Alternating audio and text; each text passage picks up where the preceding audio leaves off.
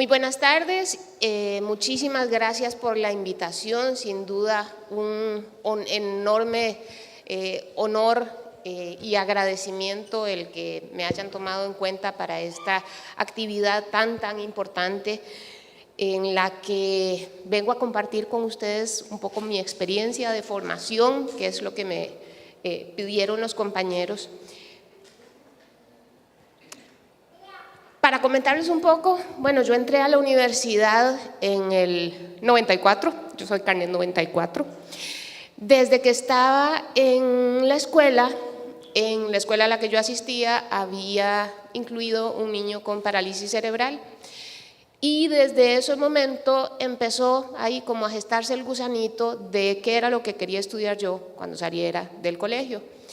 Efectivamente, pues tuve la dicha de poder entrar aquí a la Universidad de Costa Rica y de una vez a la carrera de Educación Especial, que era mi meta, era hacia donde quería dirigirme, y eso lo tenía bastante claro. En ese momento, en el segundo año de carrera, a uno le tocaba ir a hacer observaciones en los diferentes servicios de educación especial, como para irse familiarizando con las poblaciones, con las ofertas educativas, como con las posibilidades laborales después. Y de nuevo, yo tenía muy claro que lo que quería hacer era trabajar con niños con parálisis cerebral. Como parte de esas observaciones nos correspondió, pues llegó el momento de visitar la Escuela Neuropsiquiátrica Infantil. Esta escuela atiende a niños jóvenes con trastornos emocionales y de conducta severos. Pues resulta que yo fui con la compañera que me tocaba ir a hacer la observación, y en ese momento la Escuela Neuropsiquiátrica Infantil quedaba frente a la Pilar Jiménez, ahí en Guadalupe.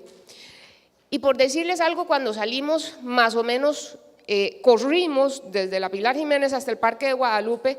con el pelo parado, espantadas, y decía yo, si en algún lugar no trabajo es aquí. ¿Cómo hacen estas maestras para estar viendo que berrinches todo el día y que el fulanito y que agresivo y que muerde y que patea y que le jala el pelo y que ahí viene el otro que se corra y a qué nivel de tensión? Y decían, no, esto jamás, lo mío, chicos con parálisis cerebral, esa parte educativa, poder sacar ese potencial, esa capacidad de comunicación, etcétera, eso era lo mío. De hecho, pues en el tercer año de bachillerato había que hacer lo que en ese momento se llamaba asistencia supervisada. Uno era asistente de un docente ya trabajando, y pues yo pedí que poder hacer esa asistencia supervisada en el Centro de Atención Integral para Personas con Parálisis Cerebral, ahí en Guadalupe. Feliz el resto del año, etcétera. Para cuarto año, en esa época, ya nosotros hacíamos la práctica trabajando. El ministerio ya nos nombraba, a diferencia de lo que sucede ahora, que las muchachas y muchachos hacen la práctica por amor a la carrera y al centro educativo donde estén laborando. Pues resulta que llega el nombramiento del Ministerio de Educación Pública, Escuela Neuropsiquiátrica Infantil. Y dice, ok. Me sucedió de los primeros días de clase, como nos sucede a muchas de las personas que empezamos a trabajar, que llegamos con todas las ilusiones en el área de educación, con un planeamiento, según nosotros, muy bonito, con materiales, etcétera. Al empezar y entrar a la clase, un chiquito hacía berrinche, la otra lloraba, el otro se autoestimulaba en la pared, el otro no hablaba, y uno decía, guarde todo eso que no sirve absolutamente para nada. Sin embargo, fueron pasando los años, terminé trabajando 9 años ahí en la Escuela Neuropsiquiátrica y me encantó la población, pero permanecía latente un reto, algo como una espinita que uno veía desde que empecé a trabajar ahí. Primero inicié con los más chiquitillos, con los niños de preescolar, y uno veía que iban creciendo, que al rato, si uno tenía suerte, se mantenía el mismo grupo durante 2 años seguidos, pero que cuando ya uno iba conociéndolos y encontraba, esta estrategia, esto es lo que me sirve para trabajar con fulanito o con fulanita, para ayudarle, para favorecer comunicación, autocontrol, etcétera, se cambiaba de grupo. Porque son situaciones, son retos realmente significativos. Y yo decía, no es posible que uno tenga que pasarse año y medio tratando de conocer a una personita para poder identificar cuáles estrategias son las que mejor van a beneficiar su capacidad de desarrollo. Algo tiene que haber que nos acerque más a esa intervención más efectiva, esa identificación de apoyos más eficaces. Buscando opciones, bueno, seguí estudiando aquí en la licenciatura y seguí estudiando aquí y en ese momento uno llevaba cursos de bases neurobiológicas del aprendizaje que en su tiempo se llamaban desarrollo normal y desarrollo anormal, términos que ya han ido cambiando. Eran pues cursos interesantísimos sobre desarrollo del sistema nervioso, sobre alteraciones en el sistema nervioso, y quedaba un poco en el aire o tal vez en la relación que pudiera establecer con cada uno el cómo ligar eso de las neuronas y la sinapsis y el cerebro y el lóbulo frontal y el occipital y el temporal y etcétera con la práctica diaria. Pero uno decía, bueno, si el sistema nervioso es el que controla y es el que genera todos los comportamientos humanos y el que nos permite aprender, ahí tiene que estar la clave. Yo creo que me voy a devolver luego. Seguí buscando y tratando de formarme un poco de los cursos que se abrían de neurociencias o buscando asistencias en esa área aquí dentro de la universidad y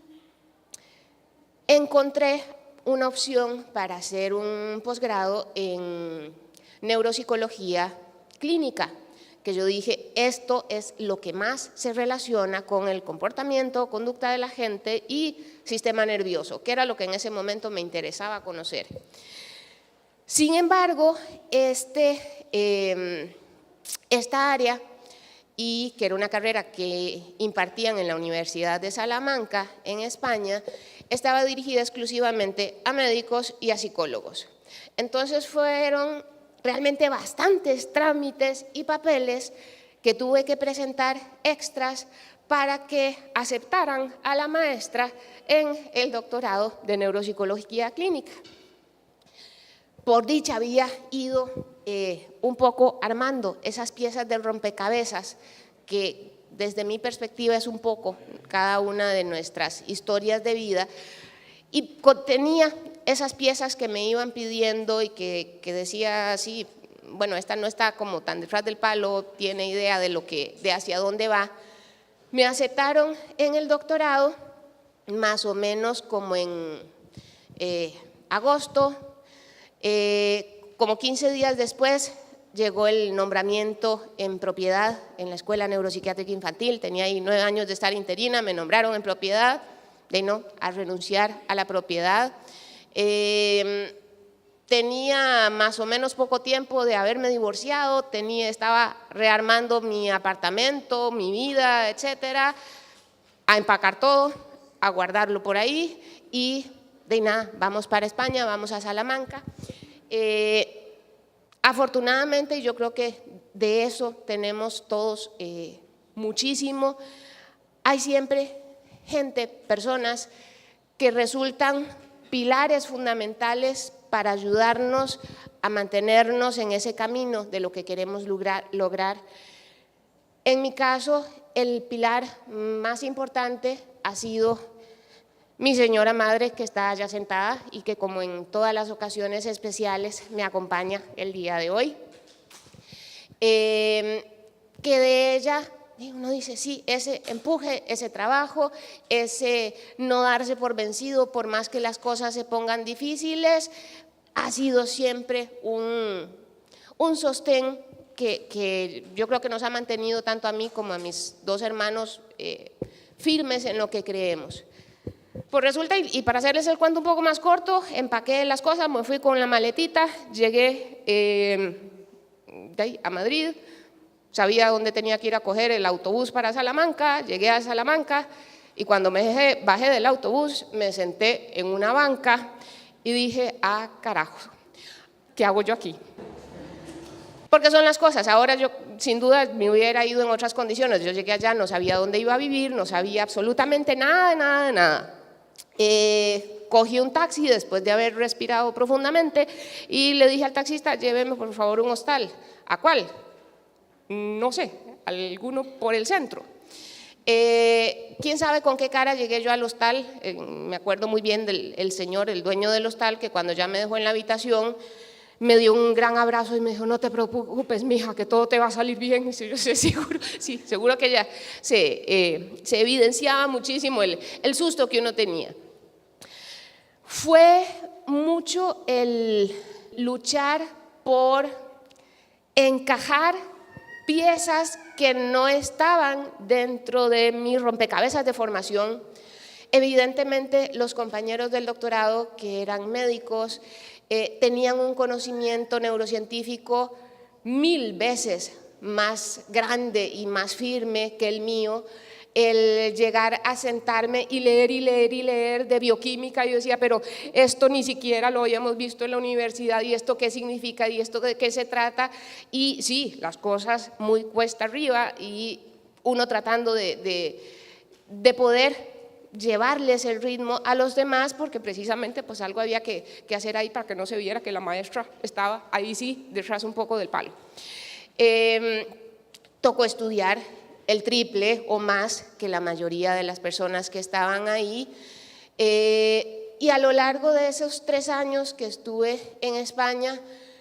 que por cierto en los 3 años no vine a Costa Rica por 2 razones. Una, yo estaba allá en España becada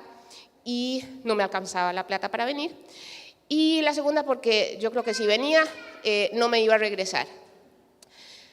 Durante esos 3 años los compañeros que tuve del doctorado, yo creo que conocieron toda Europa y más allá. Pues yo sí conocí algunos lugares, pero la meta estaba muy clara, tenía que terminar la tesis doctoral en 3 años porque era lo máximo que duraba la beca y no había ninguna otra posibilidad de extenderla. Entonces era levantarse, escriba hasta que lleguen y se agoten las energías y pues poder culminar el proceso. Afortunadamente, y yo creo que cada uno de esos esfuerzos sistemáticos que todos hacemos dan sus frutos, logré terminar, regresar, y aunque no me gradué allá y después el papelito, bueno, el papelote, porque ellos lo hacen como muy grande, lo fui a recoger aquí ahí por Barrio Amón, fui incursionando en hacer lo que diría yo como una mezcla, como una ensalada organizada entre las neurociencias y la neuropsicología y la educación especial, precisamente para tratar de identificar formas, abordajes de conocer el proceso de desarrollo de los niños, niñas, jóvenes y adolescentes con lo que nosotros trabajamos día con día. Es esa población que nos presenta grandes retos en el área de lenguaje, comunicación y conducta, con la que sigo trabajando en la actualidad, la que además de mi trabajo en docencia aquí en la universidad me apasiona cotidianamente, y ese poder ir construyendo la idea de que conociendo más el sistema nervioso, acercándose a entender cómo es que una persona pone atención, cómo es que influye la ansiedad en lo que aprendemos o en lo que no aprendemos, cómo formamos memorias, cómo resolvemos problemas, qué está en la base de que podamos relacionarnos con los demás de X o Y manera. Ahí he ido identificando esas raíces que nos van guiando a poder identificar necesidades de apoyo, a poder plantear un programa de intervención que uno considera y que está científicamente fundamentado y por lo tanto tiene muchas probabilidades de ser efectivo, y poquito a poco ir, esto originalmente en la presentación se movía y los muñequitos se iban pasando las piecitas de rompecabezas de uno a uno, porque entonces el objetivo ha sido mediante los cursos que damos en la Facultad de Educación, que se han ido extendiendo ya no solo a educación especial, sino a otras carreras, mediante simposios que realizamos cada 2 o 3 años, el poder ir incrementando el conocimiento que tenemos en Costa Rica acerca de lo que hemos ido llamando neuropedagogía y poder entonces favorecer el que las piecitas de rompecabezas que podemos tener cada uno de nosotros empiecen también a calzar en el rompecabezas del otro, enriquezcan esa historia de vida de la otra persona. Y como decía aquí en la imagen que había puesto al principio, aunque el objetivo me parece a mí que en la vida o en una disciplina profesional no es llegar a ser experto, sí es acercarse mucho a estar muy seguro de qué es lo que hago, y eso requiere de esfuerzo y como trata uno de fomentarle a los hijos y a los estudiantes, en general cuando las cosas cuestan y cuando las cosas no vienen de gratis, cuando uno lucha por alcanzar eso que quiere, aunque las demás personas, muchas o pocas, digan usted no puede, cuando usted ha hecho tal cosa, ¿cómo se le ocurre meterse en eso? Pues con más ganas me meto, con más ganas lo hago y con más seguridad busco esas piezas del rompecabezas que logren encajar y que nos permitan pues sobrellevar esos mares que rara vez son en calma, sino que por lo general están bastante agitados, a veces más que otros, pero de nuevo con esfuerzo, con empeño, uno ve que es posible hacer que encajen esas piezas del rompecabezas tanto en uno como en los demás, y eso es parte de lo que tratamos de fomentar y de transmitir aquí en la universidad y propiamente en la Escuela de Orientación y Educación Especial, que es donde yo trabajo. Era un poco mi experiencia podríamos resumirlo como una maestra se metió en el área de neurociencias y que como ha sucedido en los últimos años que se acercan gente de primaria, gente de otras carreras y me buscan, es que viera que me interesa hacer una investigación de X tema y neurociencias. Pero es que me dijeron que no, bueno, venga, espérese, démosle vuelta, inventemos, le encontramos la comba al palo. Por supuesto que si trabajamos con seres humanos, ese conocimiento del sistema nervioso central y periférico es fundamental y se relaciona con todas las áreas que tienen que ver de una u otra manera con desarrollo humano.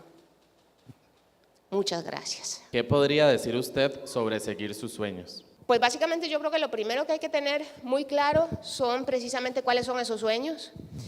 y que no verlos tal vez como sueños, sino como metas en las cuales hay que organizar el camino para cumplirlas, porque un sueño es algo muy efímero, algo que se desvanece, algo que tal vez está por allá latente. En cambio, si yo me planteo una meta, un objetivo y planifico lo que tengo que hacer para poderlo alcanzar, ya ese sueño no se queda efímero, sino que es posible convertirlo en una realidad. Hay piezas que no siempre están disponibles, se buscan o se fabrican.